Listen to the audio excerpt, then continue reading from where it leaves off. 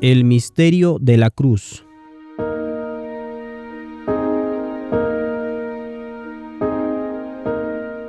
En 2014 me encontraba en la tierra natal de mi padre, en los Países Bajos. Estábamos con un grupo de hermanos en la casa de Jutta, una de nuestras lideresas o líderes en Alemania, y ella me había dado el libro Luz en el lado oscuro de Dios. Narelli y Tony habían compartido muchos de estos libros aquí en Australia a lo largo de los años, pero yo nunca lo había leído. Y mientras estaba en la patria de mi padre leyendo este libro, de repente las palabras saltaron de las páginas hacia mí. Nunca había pensado en esto antes. Jesús en la tierra es la revelación completa de su Padre, dije. Por supuesto. Esto tiene que ser verdad. Fue una revelación para mí.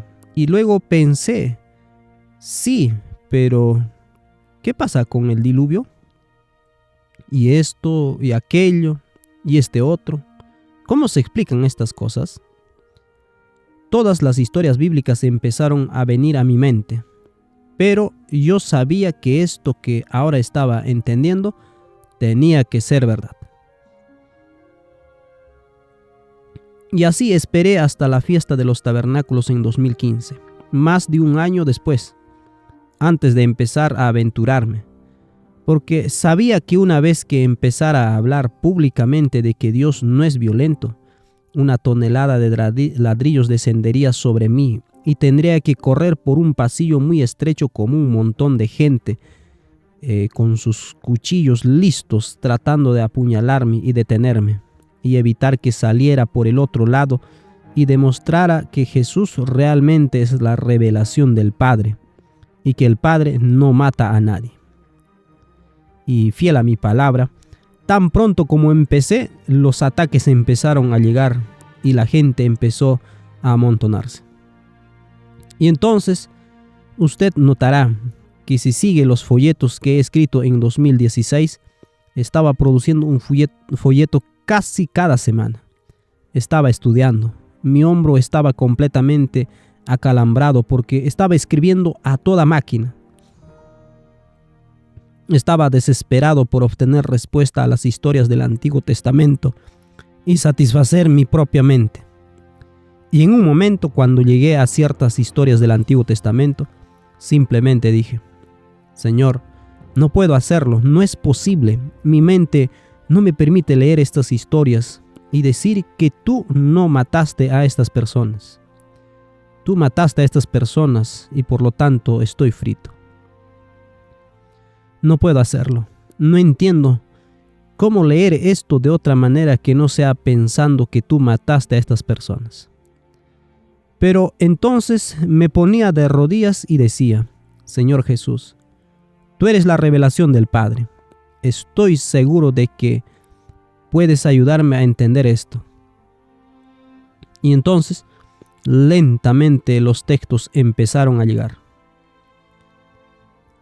Así que si alguno de ustedes piensa que simplemente lo escribí todo y lo tenía todo resuelto, no lo tenía.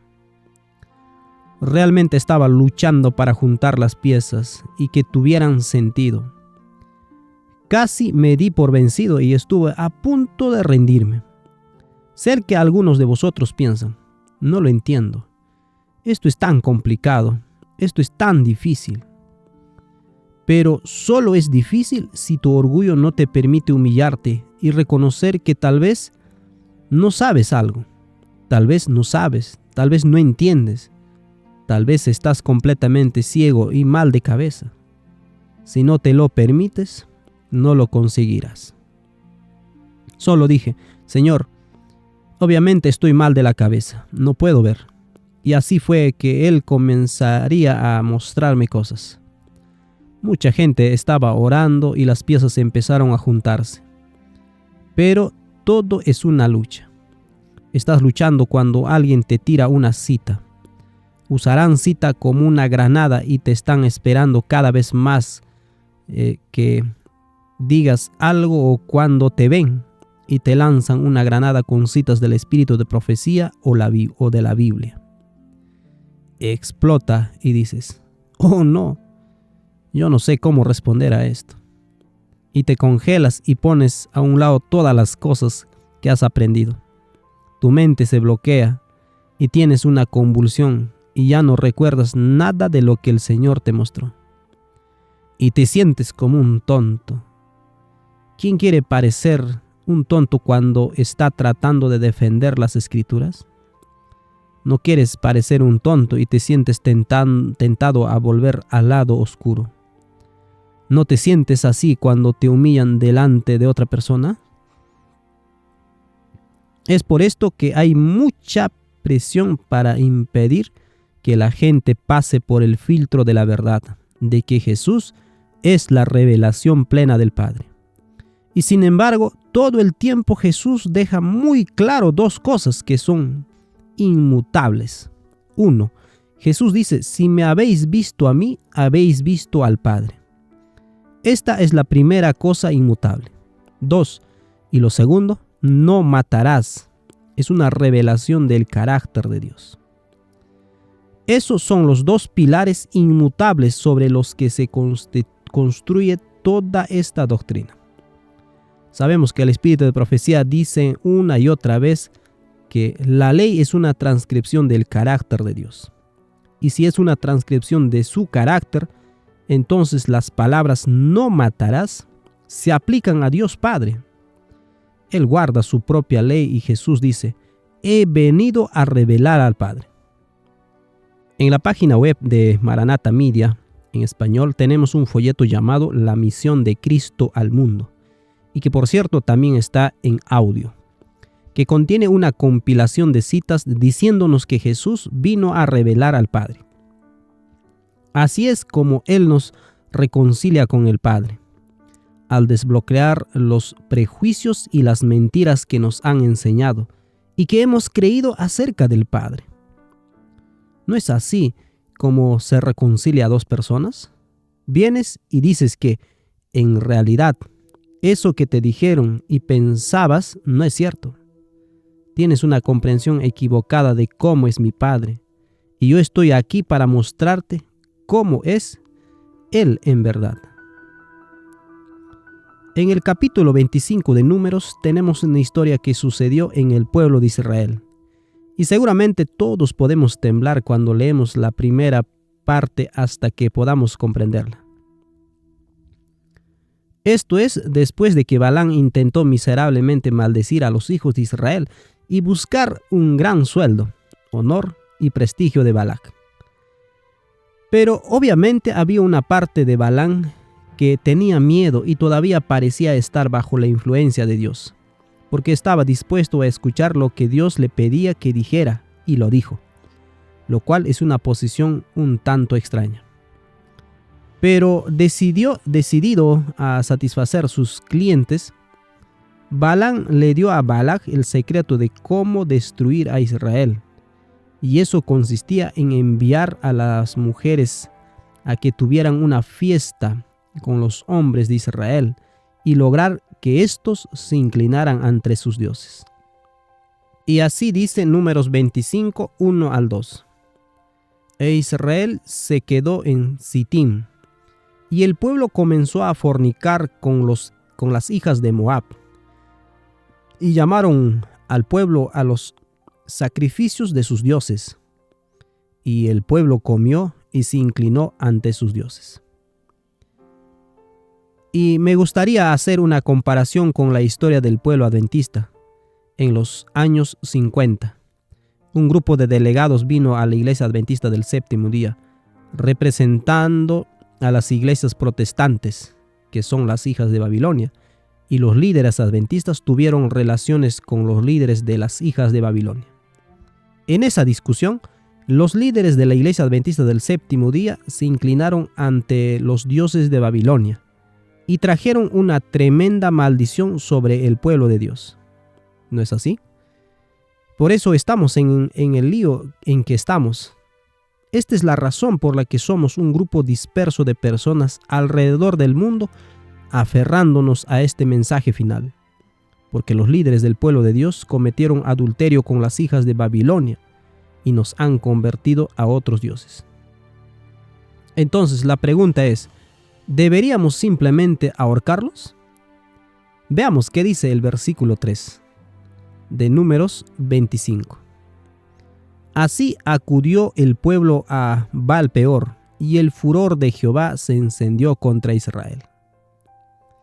Entonces, cuando la ira del Señor se enciende contra Israel, ¿qué entendemos? ¿Dios está empezando a exhalar fuego por sus fosas nasales como un dragón? Claro que no. Él simplemente esconde su rostro, se da vuelta. La ira del Señor es el dolor que Él siente por el hecho de que tiene que dejar que sus hijos pasen por esta terrible prueba y tiene que presenciarla. Pero, ¿cómo se lee? La forma en que la mayoría de la gente lee esto es que Dios comenzó a pisotear en el cielo muy enojado y dice, bien, vas a pagar ahora. ¿Y qué dice? Veamos en versículo 4. Y Jehová dijo a Moisés, toma a todos los príncipes del pueblo y ahórcalos ante Jehová delante del sol, y el ardor de la ira de Jehová se apartará de Israel.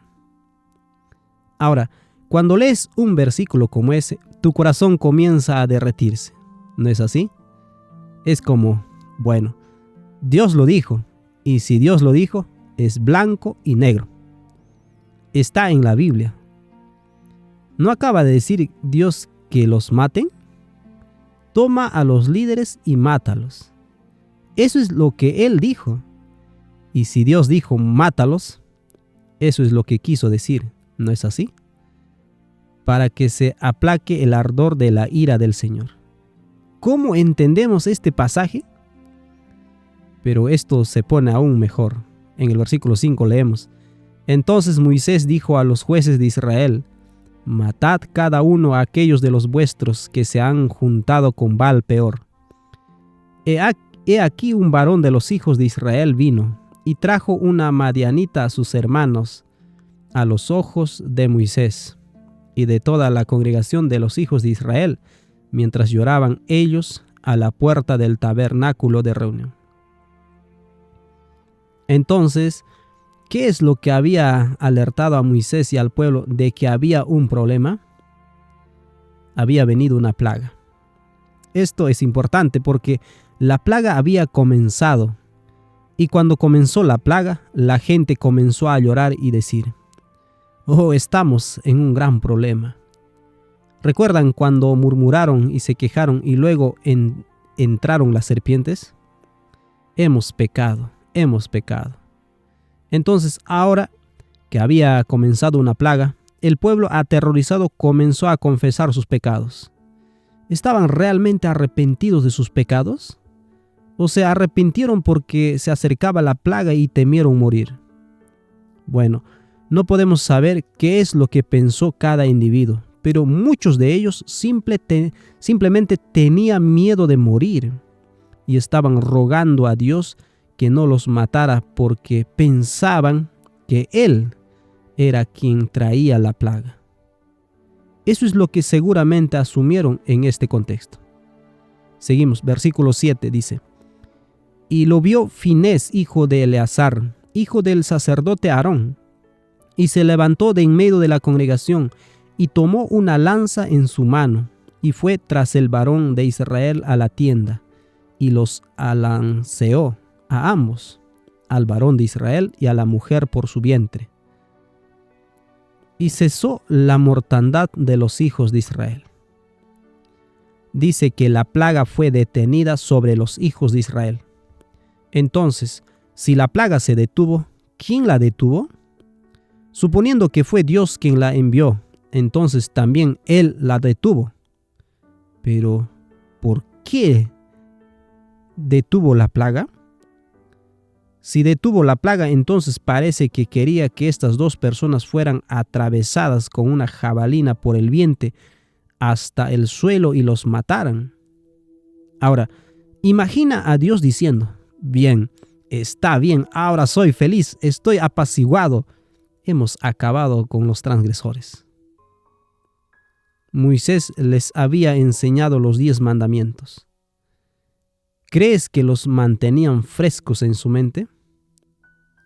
Éxodo 25 dice: no te inclinarás a ellas ni las honrarás, porque yo soy Jehová tu Dios fuerte, celoso, que visito la maldad de los padres sobre los hijos hasta la 3ª y 4ª generación de los que me aborrecen.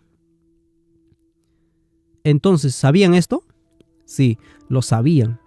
Entonces, cuando comenzó la plaga, sintieron culpabilidad y condenación. Cuando sientes culpa y condena, te sientes terrible y te das cuenta de que lo que has hecho es horrible. Es tan grande la culpa que ya puedes sentir el castigo.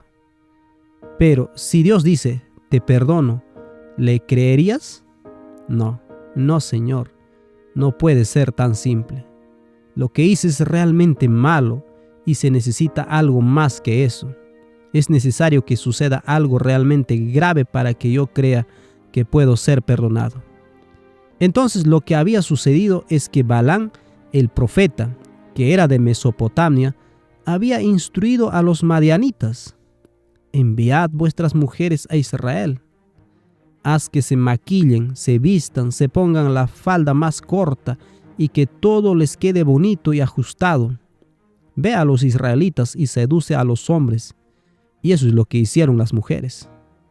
Entonces Zimri camina hacia allí con esta mujer con tacones altos, pasa directamente junto a Moisés y simplemente dice: no me importa lo que pienses. La mujer estaba muy dispuesta. Había sido instruida en cómo destruir a los israelitas, seducirlos y hacer que vengan y adoren a su Dios. Leemos en el versículo 9: y murieron de aquella mortandad 24,000. Pablo dice que murieron 23,000 en un día. Primera de Corintios 10:8. Así que supongo que el resto murió al día siguiente.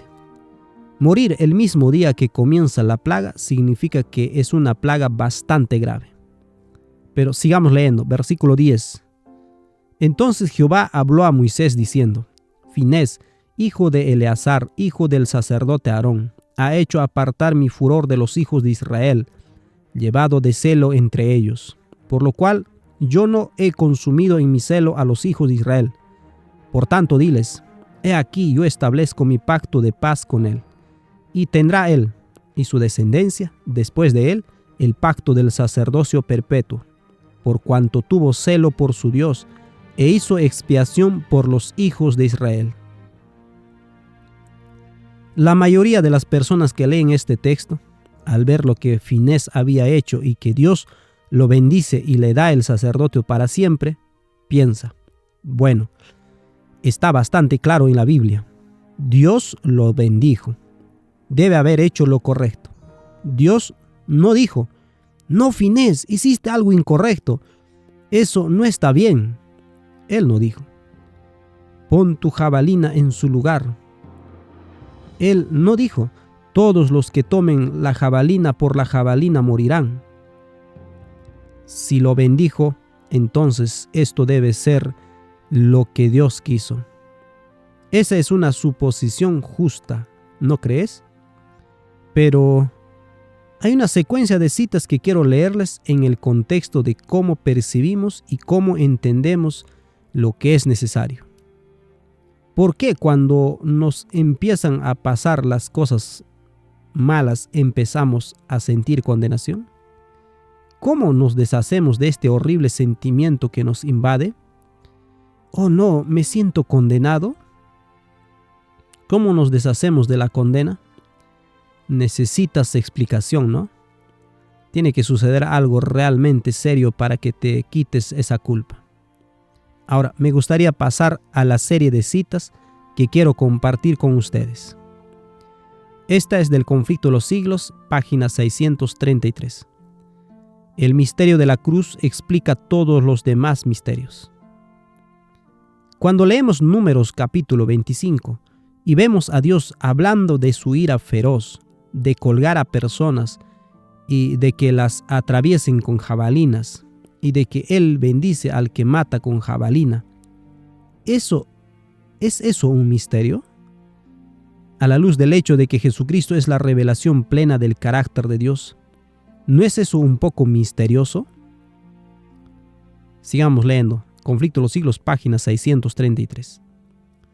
El misterio de la cruz explica todos los demás misterios. A la luz que irradia del Calvario, los atributos de Dios que nos llenaban de temor respetuoso nos resultan hermosos y atractivos. ¿Cómo podemos convertir esta historia de Números 25 en algo hermoso y atractivo? Pero debemos hacerlo legítimamente. Ahora, mucha gente diría que es hermoso viendo el trasfondo. Pecaron, violaron la ley de Dios, merecen morir. Es bastante simple, ¿no? ¿No es hermoso? El transgresor morirá por su transgresión. Pero son los fariseos los que siempre están dispuestos a decir eso. Pero cuando eres el receptor y sientes la culpa de tu propia transgresión y pecado, no es tan bueno, ¿verdad? Sigue diciendo Conflicto de los siglos, página 333. 633. Se ve que la misericordia, la compasión y el amor paternal se unen a la santidad, la justicia y el poder. Al mismo tiempo que contemplamos la majestad de su trono, tan grande y elevado, vemos su carácter en sus manifestaciones misericordiosas y comprendemos como nunca antes el significado del apelativo conmovedor Padre Nuestro. Entonces, lo que dice este párrafo en el Conflicto de los siglos es que el proceso de la cruz es un modelo de cómo podemos entender todas las historias de la Biblia donde hay violencia, porque dice los atributos de Dios que nos habían llenado de temor. ¿Cuáles son los atributos de Dios que nos han llenado de temor? La sensación del apaciguamiento de su ira. Cuando Dios se enoja y la gente empieza a morir, eso nos llena de miedo, ¿no es así? Y mucha gente dice, bueno, así es como se llega a la santidad. Como si impresionar a la gente con un sentido de santidad fuera a empezar a matar a un grupo de personas y decir, si no te pones en fila, tú también vas a morir. Cuanto mayor es el miedo, mayor es la santidad. Todos los que están sentados allí en el tribunal delante de Dios están orinándose encima y buscando un pañal. ¿Es ese un gran lugar para estar?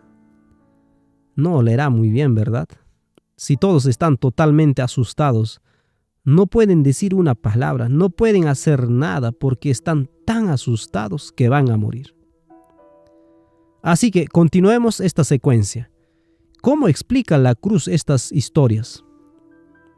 Veamos la siguiente cita en el libro de Testimonios para los Ministros, en la página 245, párrafo 2. En esto consiste el amor, no en que nosotros hayamos amado a Dios, sino que Él nos amó a nosotros y envió a su Hijo en propiciación por nuestros pecados.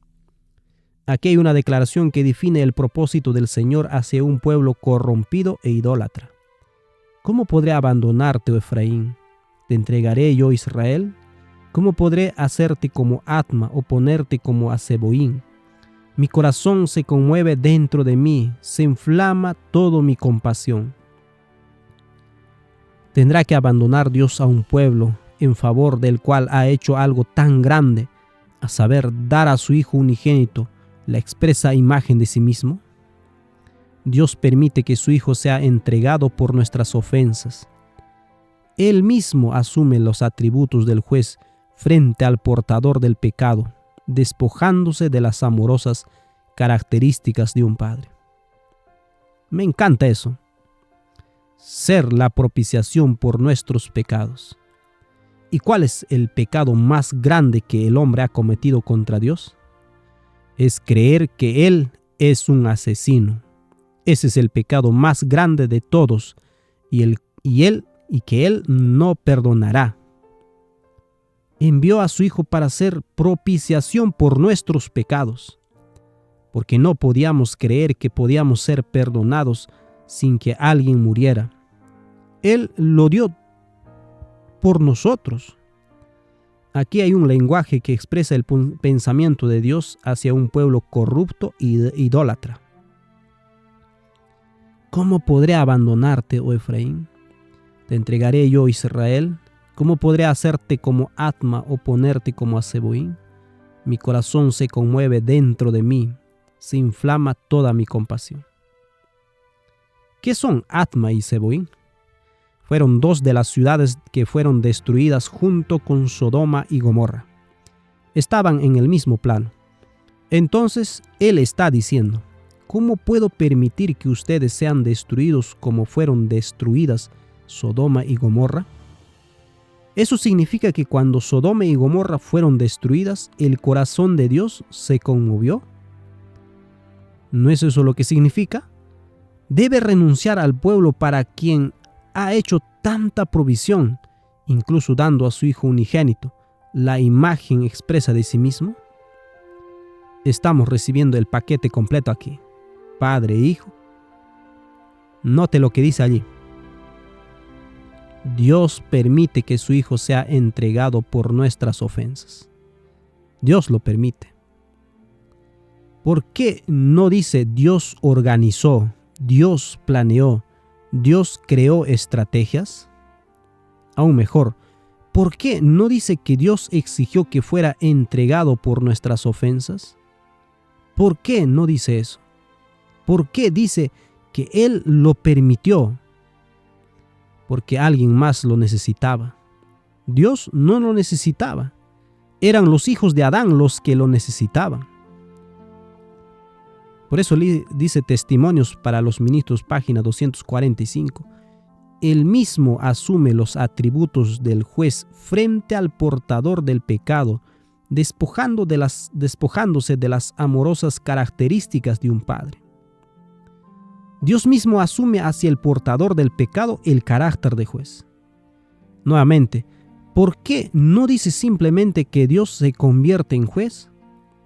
¿Por qué el lenguaje es tan específico? ¿Cómo asume el carácter de juez? ¿Por qué dice asumir? ¿Quién asume? El hombre es el que está asumiendo. Somos nosotros los que juzgamos. Encontré esta expresión increíble. Asume el carácter de juez. Ahora, note que sabemos que esto no puede ser cierto porque leemos en la Biblia el término Padre Eterno. ¿Él es el Padre Eterno? Sí. Así que fíjate aquí, despojándose de las amorosas características de un padre. ¿Entendemos lo que eso significa? Él mismo asume los atributos del juez frente al portador del pecado, despojándose de las amorosas características de un padre. Si la identidad primaria de Dios es la de Padre y se despoja de esta identidad, ¿qué acaba de hacer? Él mismo se ha destruido. Él ha destruido su carácter porque dejó de ser quien es. Se convierte en algo que no es. Esto es muy importante. Esta es una declaración crítica, despojándose de las amorosas características de un padre. Pero, ¿qué leímos en la cita anterior? En Conflicto de los Siglos, página 633. Vemos su carácter en sus manifestaciones misericordiosas y comprendemos como nunca antes el significado del apelativo conmovedor Padre nuestro. Sin embargo, en la cruz asume el carácter de un juez, despojándose del entrañable título de Padre nuestro. ¿No es un poco confuso?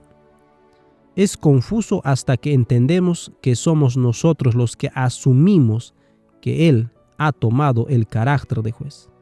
Porque Dios no puede hacer más que asumir el carácter de juez cuando hemos decidido que así es. ¿Alguna vez has intentado convencer a alguien en contra de su voluntad de que ¿No eres la persona que cree que eres?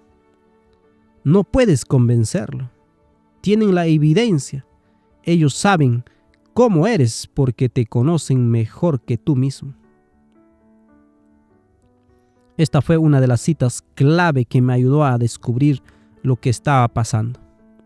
De alguna manera se lo entiende como que es un juez, pero ¿qué dijo Jesús en Juan 5:22? Mi Padre a nadie juzga ni condena. Entonces, la suposición no es hecha por parte de Dios.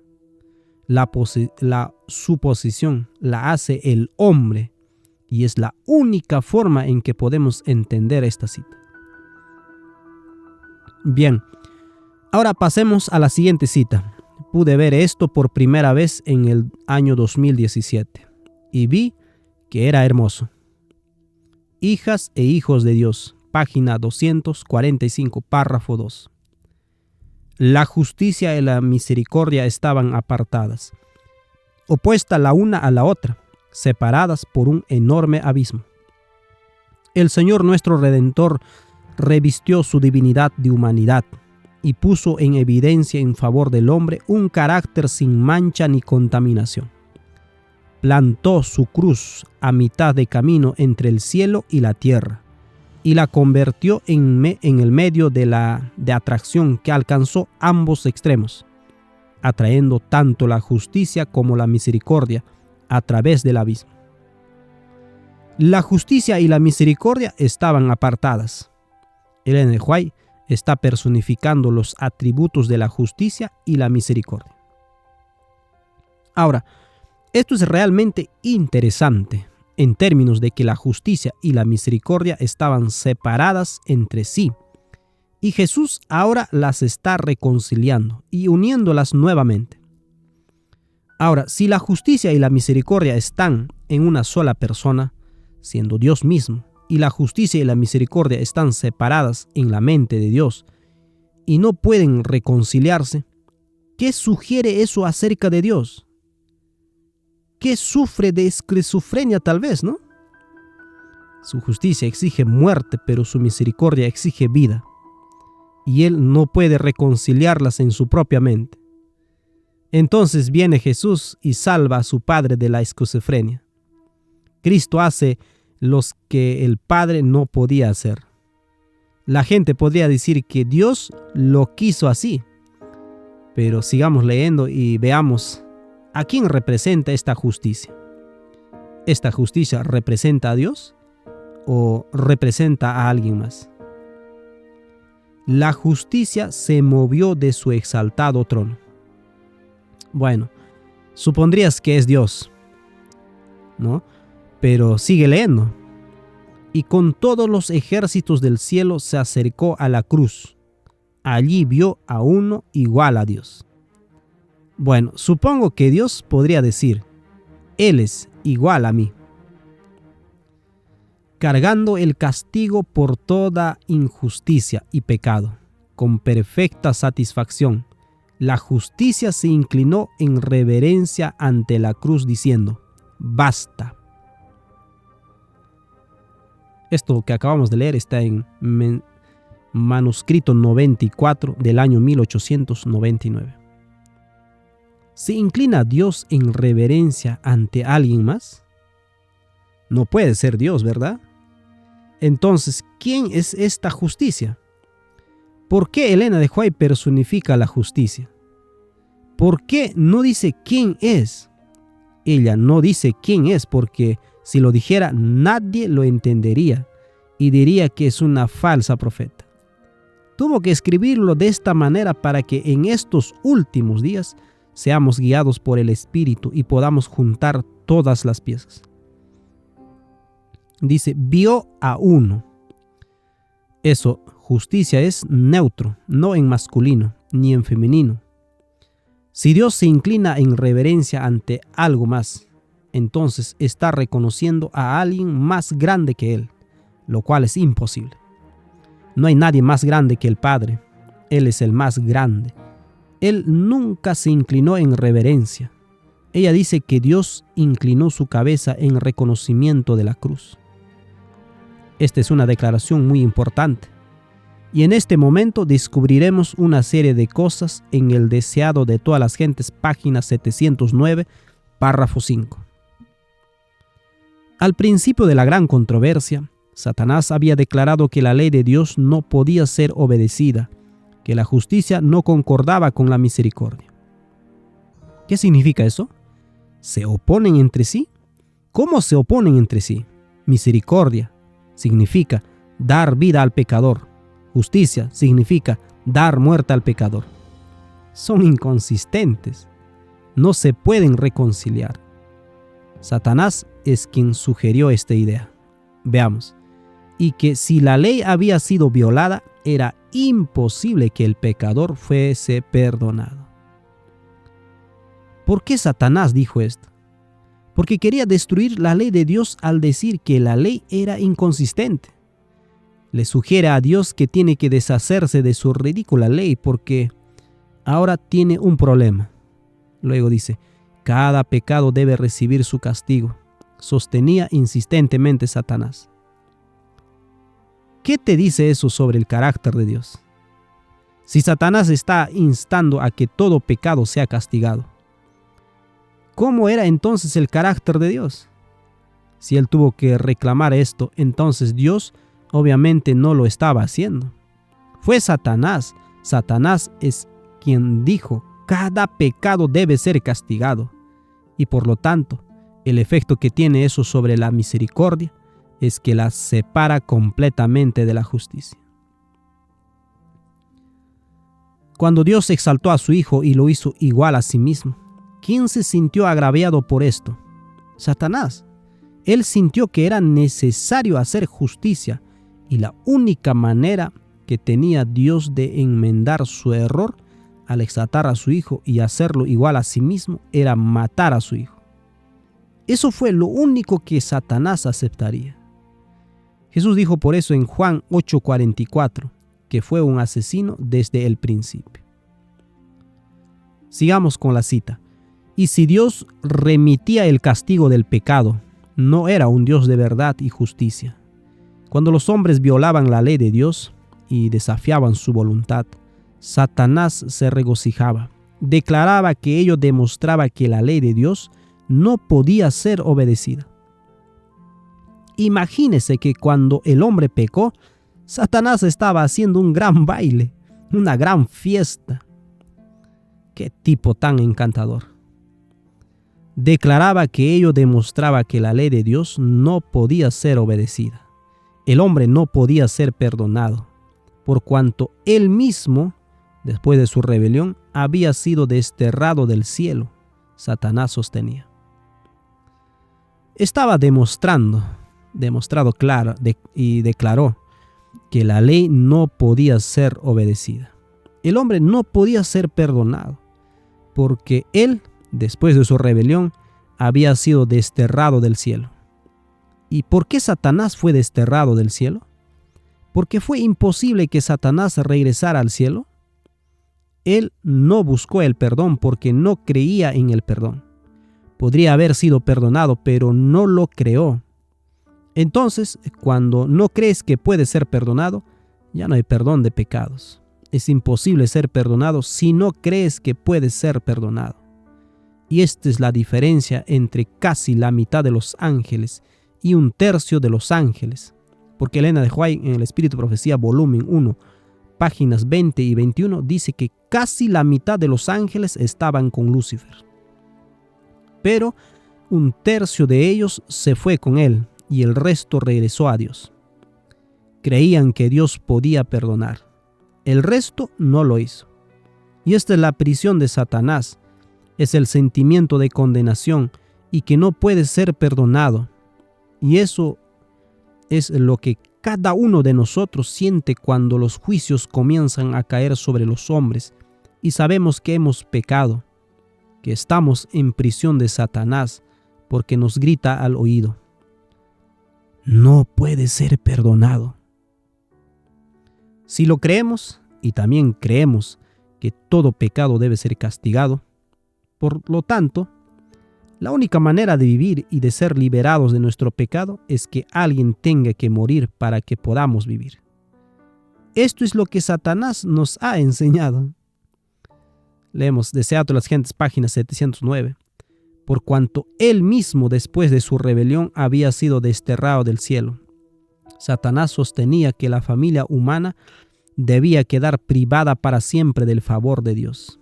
Insistía en que Dios no podía ser justo y al mismo tiempo mostrar misericordia al pecador.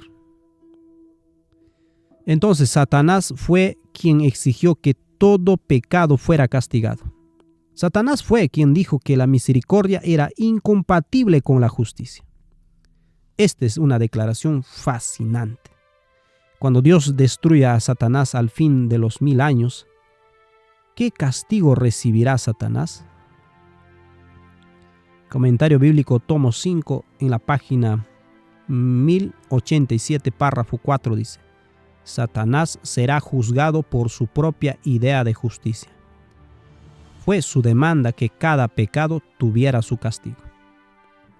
Simplemente será juzgado por su propia idea de justicia. Su petición era que cada pecado tuviera su castigo. Porque si no, Dios no era un Dios de verdad y justicia. ¿No es asombroso? Lo acabamos de leer en el deseado de todas las gentes. Si Dios remitiera el castigo, dijo, no sería un Dios de verdad ni de justicia. Satanás se enfrentará al juicio que él dijo que Dios debía ejercer. Esto está en el manuscrito 111 del año 1897. ¿Por qué saldrá un fuego de en medio de Satanás para quemarlo y destruirlo? Como dice Ezequiel 28:18. Porque eso es lo que Satanás exigió. Las propias mentiras de Satanás lo atrapan y lo dejan recibir su castigo. Jesús dijo en Mateo 7:2, porque con el juicio con que juzgáis, seréis juzgados, y con la medida con que medís, os será medido. ¿Por qué Satanás sufrirá más tiempo? Porque ha juzgado más que nadie en el universo. Ha condenado, ha juzgado, ha buscado y planeado la destrucción de miles de millones de personas. Por eso será el que más sufrirá, porque juzgó sin piedad y por eso recibirá juicio sin piedad. Como se dice particularmente de Babilonia, derramada en el cáliz de su indignación, sin mezcla, es decir, sin piedad. ¿Por qué? Porque Dios da a cada hombre y a cada ángel lo que cada uno ha determinado, y nuestro corazón dice que eso es justo. Que cada uno reciba lo que él mismo ha juzgado, lo que cada uno siembra debe cosechar.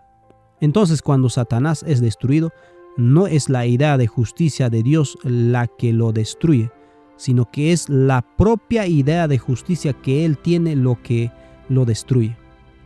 Y todos aquellos que son destruidos con Satanás han adoptado las ideas de la justicia de Satanás y se han sentado con Satanás y por lo tanto recibirán la justicia que creen que Dios debe ejercer. Recibe la justicia de su propio carácter, pero nada de esto tiene que ver realmente con el carácter de Dios. Reciben lo que han pedido y sabemos esto por la historia en el desierto, porque seguían diciendo, Dios nos va a llevar, Él nos va a destruir, nos va a matar a todos, nos sacaste al desierto para matarnos. Y Él dice en Números 14, 28 al 29, diles, vivo yo, declara el Señor, que tal como han hablado a mis oídos, así haré yo con ustedes. En este desierto caerán los cadáveres de ustedes, todos sus enumerados de todos los contados de 20 años arriba que han murmurado contra mí. Eso es lo que creyeron y eso les sucedió. ¿Pero Dios les hizo esto? No. Él simplemente ocultó su rostro y permitió que caera sobre ellos lo que habían determinado que Dios haría. Por eso es que Él no decepciona a la gente. Él les da lo que creen Mueren pensando que Dios los está matando. Los deja morir porque nada podría convencerlos de que no era Él quien les hacía esto. Ahora aquí está el punto. Satanás cree que todo pecado debe ser castigado. Satanás dice que la misericordia es incompatible con la justicia. Entonces, ¿qué pasa con el hombre? Conflicto de los siglos, página 495, párrafos 2 dice: Dios declara enemistad pondré. Esta enemistad no es fomentada de un modo natural.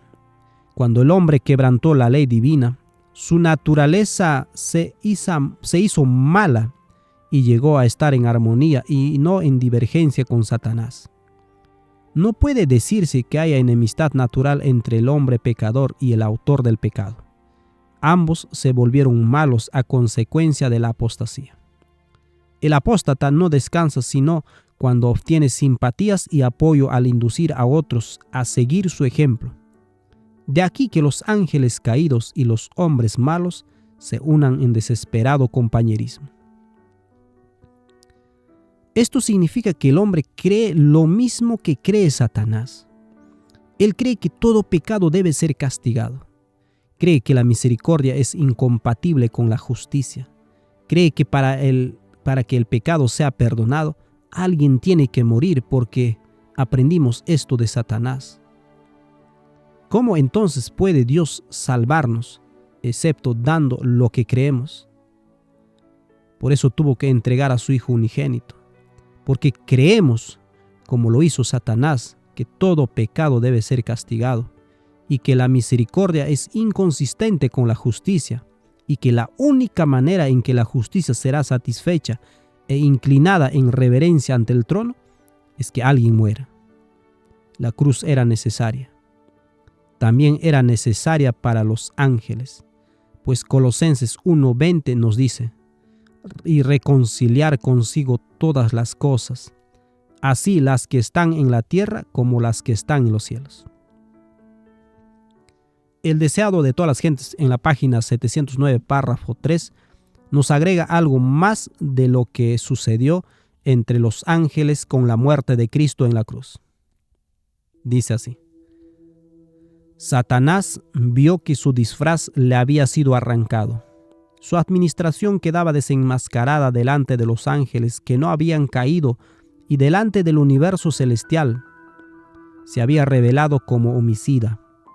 Al derramar la sangre del Hijo de Dios, había perdido la simpatía de los seres celestiales. Desde entonces, su obra sería restringida. Cualquiera que fuese la actitud que asumiese, no podría ya acechar a los ángeles mientras salían de los atrios celestiales, ni acusar ante ellos a los hermanos de Cristo de estar revestidos de ropas de negrura y contaminación de pecado. Estaba roto el último vínculo de simpatía entre Satanás y el mundo celestial. Los ángeles finalmente vieron lo que Satanás realmente era y cayó como rayo del cielo. No podía ir más a las cortes celestiales. No había más simpatía por él. Sus planes fueron revelados tal cual como eran, y sus ideas fueron desterradas de sus mentes. Conocían que Dios era un Dios de misericordia, y que la justicia de Dios es hacer lo justo, y lo justo era mostrar misericordia. Hacer lo correcto es mostrar misericordia, y esto es lo que Dios hizo.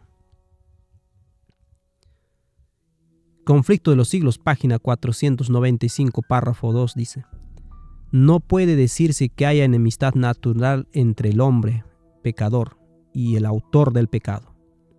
Ambos se volvieron malos a consecuencia de la apostasía. El apóstata no descansa sino cuando obtiene simpatías y apoyo al inducir a otros a seguir su ejemplo. De aquí que los ángeles caídos y los hombres malos se unan en desesperado compañerismo. ¿Están los reyes de la tierra unidos en desesperado compañerismo con Satanás? Bueno, si ellos son los que deciden matar la mitad de la población en los próximos años, ¿no es esto acaso un desesperado compañerismo con Satanás? Sigamos leyendo. Si Dios no se hubiese interpuesto especialmente, Satanás y el hombre se habrían aliado contra el cielo, y en lugar de albergar enemistad contra Satanás, toda la familia humana se habría unido en oposición a Dios. Debemos entender entonces que la mente carnal es enemistad contra Dios, no sujeta a la ley de Dios. La mente carnal dice: no tengas piedad. ¿Alguna vez has escuchado esa canción? No tengas piedad. Cuando éramos jóvenes, solíamos jugar a eso todo el tiempo. No tengas piedad. Eso es Satanás. Esa es la mente de Satanás. Así que, por supuesto, la única manera en la cual Dios nos podía rescatar era entregando a su Hijo. Asume el carácter de un juez. ¿Qué es lo que tiene que hacer Dios? Me recuerda de alguna manera la historia del hombre que se convenció de que había ingerido un huevo que contenía una serpiente, y que esa serpiente estaba dentro de él e iba a apoderarse de su mente y controlarlo. Estaba absolutamente convencido de que iba a morir y de que estaba poseído y controlado. Entonces el médico dijo: sé lo que voy a hacer. Y le dio algo que hizo vomitar, y vomitó. Y luego el médico arrojó un pequeño huevo al vómito y le dijo: mira, ahí está, eres libre. Y fue libre, fue puesto en libertad. Su mente fue liberada del engaño de que la serpiente tenía control sobre él. Fue violento y horrible, fue terrible. Tuvo que vomitar y se sintió fatal, pero pudo sacar esa cosa de él. Entonces, así es como Dios ha tenido que encontrarse con nosotros donde estábamos. Lo mismo ocurre con una persona con demencia. ¿Alguna vez has intentado razonar con una persona con demencia? ¿Alguna vez has tratado de convencerlo de que están equivocados en algo? No puedes convencerlos. Tienes que seguir adelante así y se siente un poco extraño tener que aceptar sus tonterías, porque no viven en la realidad. ¿Y cómo mantener una relación con alguien si continuamente te opones y le dices que estás equivocado? Se va a poner bastante caliente, ¿no? Entonces la única forma de mantener una relación con ellos es permitirle creer que estás de acuerdo con ellos. No estamos todos dementes, ¿no? ¿Cómo se lleva Dios con nosotros? Dios nos acompaña. Tiene que hacerlo así porque es la única manera. Loreli, mi esposa, cuando era pequeña, soñaba que había leones en su habitación y tenía mucho miedo. Su madre simplemente abría la ventana y hacía gestos a los leones para que se fueran. Ya se han ido, pensaba. Qué alivio, ahora puedo irme a dormir. Dios tiene que tratar con nosotros donde estamos. Él tiene que encontrarse con nosotros en nuestra ilusión infantil, en la ilusión de que Dios exige la muerte y de que su misericordia es incompatible con la justicia. Todas estas son ideas de Satanás que hemos creído e ingerido, y Dios tiene que encontrarse con nosotros donde estamos. Es por eso que tuvo que entregar a su Hijo por nosotros y tuvo que asumir el carácter de juez para lograr que sacáramos esa idea de nosotros y la escupiéramos. Lo hizo para que creamos que fuimos perdonados porque pensábamos que estábamos condenados. Así como Loreli estaba bajo el cuidado de su madre en su miedo a los leones en la habitación, nosotros también estábamos bajo tutores y gobernadores hasta el tiempo señalado por el Padre en que seamos mayores de edad y podamos entenderlo. En este mensaje se nos invita a convertirnos en hombres y mujeres y a comprender la verdad de la necedad infantil y las mentiras que hemos creído sobre el carácter de nuestro Padre.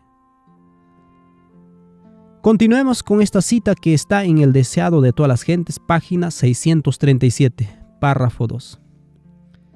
Fue a corta distancia de ellos, no tan lejos que no pudiesen verle y oírle. y cayó postrado en el suelo. Sentía que el pecado le estaba separando de su padre. La cima era tan ancha, negra y profunda que su espíritu se estremecía ante ella. No debía ejercer su poder divino para escapar de esta agonía. Él debía pasar por todo esto por nosotros. Teníamos que ver que Él fuera hecho pedazos para que creéramos que Dios nos perdonaría. Como hombre, debe sufrir las consecuencias del pecado del hombre. ¿Por qué debe hacerlo? Porque Satanás dijo que todo pecado debía ser castigado. No lo dijo Dios, lo dijo Satanás. Dice, como hombre debía soportar la ira de Dios contra la transgresión. ¿Cuál es la ira de Dios contra la transgresión? Deuteronomio 31:17 dice, entonces mi ira se encenderá contra él en aquel día. Los abandonaré y esconderé mi rostro de ellos. ¿Por qué Jesús dijo, Dios mío, ¿por qué me has desamparado? Porque necesitábamos escuchar esas palabras. Necesitábamos saber que Dios lo destrozó para que podamos sacarnos el huevo de la serpiente, para hacernos vomitar y creer que podemos ser perdonados. Dios asumió el carácter de juez. Jesús asumió la posición de alguien abandonado de Dios. Teníamos que ver que Él era un abandonado de Dios. Como dice Deuteronomio 31:17, los abandonaré y esconderé mi rostro de ellos. Será consumido y muchos males y tribulaciones vendrán sobre él. ¿Fue Jesús devorado en la cruz? Tuvo que ser azotado. Había que darle una paliza. Tuvo que ser abofeteado. Había que burlarse de él. Todo mal que tuvo que ser amontonado sobre él antes de que creyéramos que Dios nos perdonara. ¿Qué tan enfermo es eso? Sin embargo, Dios lo hizo. Dios estuvo dispuesto a hacer esto para salvarnos de nuestro engaño. ¿No se vuelven ahora hermosos y atractivos los atributos de Dios que parecían aterradores? ¿No vemos al Padre amoroso encontrándonos en nuestro estado demente y engañado y ayudándonos a vomitar el dragón que está dentro de nosotros? Esto es hermoso. También el amor de Cristo es hermoso, porque Él le pedía a su Padre, déjame hacer esto por nuestros hijos. ¿No es hermoso? Deseado de todas las gentes, 701. Sobre Cristo como sustituto y garante nuestro fue puesta la iniquidad de todos nosotros. Fue contado por transgresor, a fin de que pudiese redimirnos de la condenación de la ley. Porque Satanás dijo que cada pecado tiene que ser castigado. Dice, la culpabilidad de cada descendiente de Adán abrumó su corazón. La ira de Dios contra el pecado, la terrible manifestación de su desagrado por causa de la iniquidad, llenó de consternación el alma de su Hijo. ¿Por qué apareció toda la oscuridad? Ningún ojo podía atravesar la lobreguez que rodeaba la cruz, y nadie podía penetrar la lobreguez más intensa que rodeaba el alma doliente de Cristo.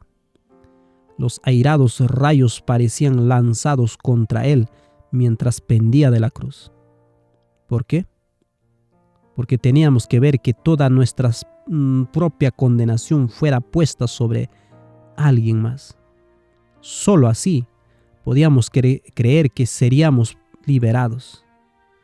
Dios entendió lo que nosotros pensábamos de Él y lo que esperábamos de Él. Entendió que nosotros esperábamos ver nuestra condenación puesta sobre alguien más para poder ser perdonados. Miren hasta dónde ha llegado Dios para salvarnos. Toda su vida, deseado de todas las gentes, página 701. Toda su vida Cristo había estado proclamando a un mundo caído las buenas nuevas de la misericordia y el amor perdonador del Padre. Su tema era la salvación aún del principal de los pecadores. Pero en estos momentos, sintiendo el terrible peso de la culpabilidad que lleva, no puede ver el rostro reconciliador del Padre. No se le permitió ver el rostro reconciliador del Padre, porque si lo hiciera, no hubiéramos creído que podríamos ser perdonados. Tuvo que ser cortado, fue cortado por nuestro bien. Al sentir el Salvador que de él se retraía el semblante divino en esta hora de suprema angustia, atravesó su corazón un pesar que nunca podrá comprender plenamente el hombre. Ni siquiera en el milenio, no, ni siquiera a través de los millones de años de la eternidad entenderemos lo que Cristo tuvo que atravesar. Pasaremos el resto de la eternidad tratando de entender la cruz. ¿Y qué gozo será? Sigue diciendo, tan grande fue esa agonía que apenas le dejaba sentir el dolor físico. Y no nos olvidemos, Cristo también tenía un poco de dolor físico. Sobre Cristo como sustituto y garante nuestro. El énfasis debe estar en la palabra nuestro. No el de Dios, sino nuestro sustituto, el que habíamos determinado porque estábamos bajo la influencia de Satanás. Y todo hombre que viene a la cruz como pecador, viene a la cruz con la mente de Satanás. No vienes a la cruz con la mente de Cristo. Llegas a la cruz como un pecador bajo el control del mismo Satanás. Para incluso Satanás se hace justicia. Se hace justicia. Tu sentido de la justicia te lleva a la cruz. No puedes evitar sentirte atraído por ello. Ese es el misterio de la cruz, bellamente expresado en el siguiente versículo de Juan capítulo 12, verso 32. Y yo, si fuere levantado de la tierra, a todos atraeré a mí mismo. Ahora volvamos a Números 25 y leemos en el versículo 1 que dice: Moraba Israel en Sitim, y el pueblo empezó a fornicar con las hijas de Moab. ¿Cuántos de Israel? El pueblo. Son muchos de ellos, la mayoría estaba involucrada en esto. Entonces, cuando la plaga comienza a caer y la gente comienza a morir, hay un sentimiento de condenación en toda la asamblea. Hay un sentimiento de excomunión. Entonces, cuando sienten esto, ¿cómo los convence Dios de que pueden ser perdonados? Tienen la mentalidad de que todo pecado debe ser castigado, por lo que debe haber un castigo, el castigo para el pecado. Entonces, es cuando Dios dice en el versículo 4, y dijo Jehová a Moisés: toma a todos los príncipes del pueblo y ahórcalos ante Jehová delante del sol, y el ardor de la ira de Jehová se apartará de Israel. ¿Por qué Dios tuvo que entregar a estos hombres? Porque era la única manera en que Israel podía creer que podía ser perdonado. Dios habría estado dispuesto a perdonar a estos hombres, pero para Israel esto no era así. Entonces el proceso inicial fue tratar con los líderes, porque para nosotros la razón de todos los males está en nuestros líderes políticos. Ellos son responsables de todo el mal, ¿no es cierto? Entonces, cuélguenlos. Vamos a eliminarlos o desecharemos de ellos. Vamos a votar a la oposición. ¿No es esa la naturaleza humana? Culpar a los líderes. Hazlos responsables. Necesitamos un sustituto porque todo pecado debe ser castigado. Alguien debe morir para pagar por nuestra transgresión. Entonces, estos hombres tuvieron que ser ofrecidos. Pero ahora vemos a Zimri, entra borracho, y es bastante interesante que la palabra Zimri significa música y la palabra Cosbi, el nombre de la mujer, significa falsedad. Si juntamos sería música falsa. Entonces cuando entra bailando está tocando del de la par o una música falsa. está tocando esta música completamente borracho y toda la gente dice, esto es todo, esto es todo. Podemos echar todo nuestro pecado sobre este hombre y seremos absueltos de nuestro pecado y de nuestra culpa y todo será librado de nosotros. Nos hemos encontrado un sustituto, alguien que personifica al mal y el pecado y podemos echarle todo encima de él. Entonces, por supuesto, Finees pasa la jabalina a través de ellos y la gente dice, está bien, ahora estamos bien. Entonces Dios detiene la plaga, porque ahora creen que todo está bien. Pero la única manera en que podían creer que todo estaba bien era que cada pecado fuera castigado. Entonces Sinre se convierte en el representante, se convierte en uno de los ladrones en la cruz junto a Cristo. No era solo para expiación. No son solo los culpables los que deben morir, sino también los inocentes. Porque Adán al principio dijo, tú, la mujer que me diste para que estuviera conmigo. Dios era inocente en la persona de Jesús y la mujer era culpable. Entonces los culpables deben morir y los inocentes deben morir. Entonces, ¿qué se le ofrece a Finees? Se le ha ofrecido un sacerdocio eterno. ¿Quién tiene el sacerdocio eterno? Cristo. Entonces, en el caso de Finees, mata a otra persona, la convierte en víctima y luego, como termina la plaga, es elevado al sacerdocio eterno. Entonces la gente dice, sí, eres nuestro sacerdote, detuviste la plaga, nos salvaste. ¿Y acaso no es así como el cristianismo ve a Cristo? La ira de Dios cayó sobre su Hijo. Él mismo tomó la copa de la ira y luego resucitó de entre los muertos. Dale un sacerdocio eterno y haz que Él sea quien interceda entre nosotros. Entonces, en la historia de Números 25 vemos todo el proceso de sustitución penal. En esta historia se desarrolla todo el proceso mental del hombre. Dios asume hacia el hombre el carácter de juez, despojándose de las entrañables cualidades de un padre. Y el versículo 13 dice, y tendrá él y su descendencia después de él el pacto del sacerdocio perpetuo, por cuanto tuvo celo por Dios e hizo expiación por los hijos de Israel. La única manera de que Israel pudiera creer que podían ser perdonados era que un representante muriera en su lugar. Y Finees, como sacerdote, como mediador, medió por la paz sacrificando a Sinri y Cosbi, y la paz volvió a Israel. Pero aún así no fue suficiente, porque la consecuencia la podemos seguir viendo en Números 31.